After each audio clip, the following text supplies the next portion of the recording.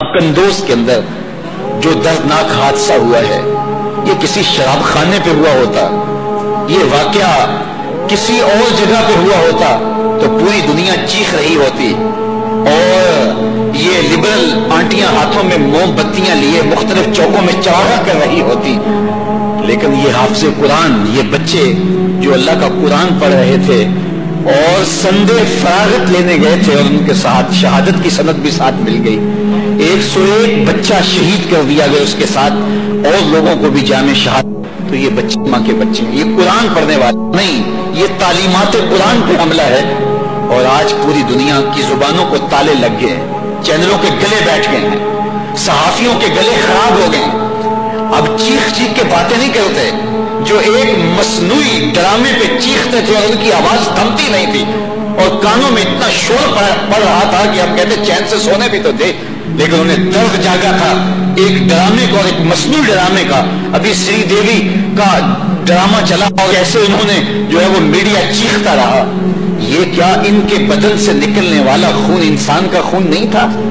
क्या ये बच्चे नहीं थे? क्या इनका जुर्म था? उनका क्या कसूर था? ये मासूम बच्चे जो कुरान मजीद हिफ्ज करने आते, मैं कभी कभी जामिया में रात के टाइम देर से कहीं आऊं ना, तो एक दिन मैं दाखिल हुआ तो तकरीबन जो लाइटें बंद थी और मुझे कुरान पढ़ने की आवाज आ रही थी। तो मैं बड़ा हैरत ज़दा हुआ कि ये कौन इस वक्त बैठ के कुरान पढ़ रहा है। तो मैंने लाइट जलाई तो सारे बच्चे सोए हुए थे, तो आवाज बराबर आ रही थी। तो खैर मैं आगे बढ़ा तो मैंने देखा कि एक बच्चा सोया हुआ कुरान पढ़ रहा है। तो मैं बता नहीं सकता कि वो लम्हे मेरे ऊपर किस कदर सरशारी के थे। मैंने कहा तेरे नसीब, तेरी खुशबख्ती कि तू सोया हुआ है, तेरे ख्वाबों में भी कुरान है।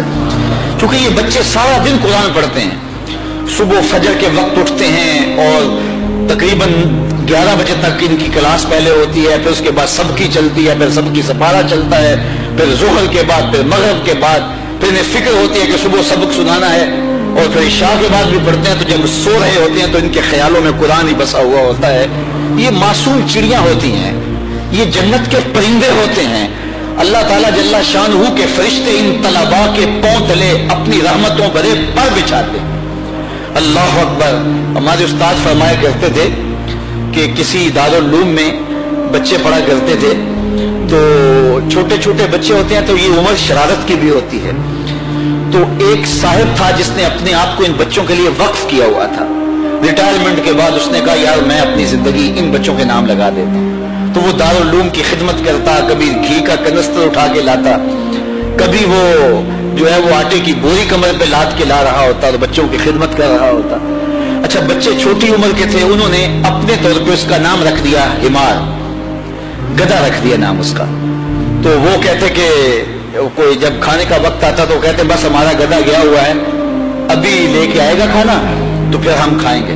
तो उन्होंने मजाक मजाक में उसका नाम हिमार रखा हुआ था, गधा रखा हुआ था।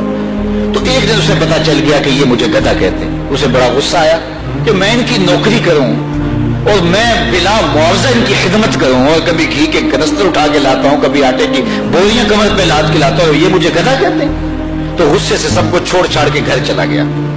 खैर रात बड़ी सोया, मुकद्दर जागे तो क्या देखता है कि हशर का मंजर है और उन बच्चों को जन्नत में जाने का हुक्म है। तो वो मचल जाते हैं कि नहीं नहीं हमने नहीं जाना जब तक हमारा गधा साथ नहीं जाएगा, हमने उतनी देर तक जन्नत में जाना ही नहीं जब तक हमारा गधा साथ नहीं होगा। वो तो हमें खाना ला के देता है, वो तो हमें जो है वो चीजें ला के देता है, उसके बगैर हमने नहीं जाना। इसकी आंख खुल गई, सुबह उठो तो फिर आके नौकरी में लग गया।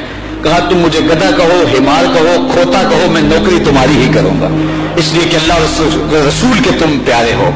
तो ये उम्र कितनी मासूम उम्र होती है, और इस मासूम उम्र में किताबुल्लाह हाथों में और सवेर से शाम तक और शाम से सवेर तक किताबुल्लाह की तिलावत इनके लबों का वजीफा होती है। वो खुश नसीब बच्चे जो हिफ्ज़ कुरान की सनद फरागत हासिल करते हैं और दस्तार फजीलत सर पे सजाते हैं, और उनकी माएँ घर में मुंतजर थी। क्या लम्हे होते हैं। और इनमें बेशतर बच्चे ऐसे थे कि जिनके बाप नहीं थे और उनकी बेवा माएँ अपने यतीम बच्चों की मुंतजर बैठी थी कि हमारा बच्चा हाफिज़ कुरान बन के आ रहा है।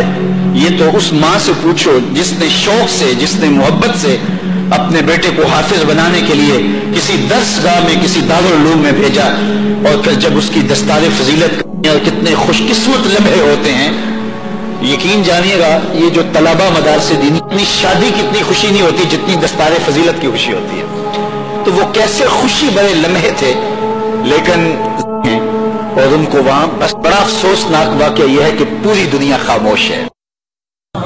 اس ویڈیو کو شیئر ضرور کریں، ہو سکتا ہے آپ کے ایک شیئر سے یہ بات کسی کے دل میں اتر جائے۔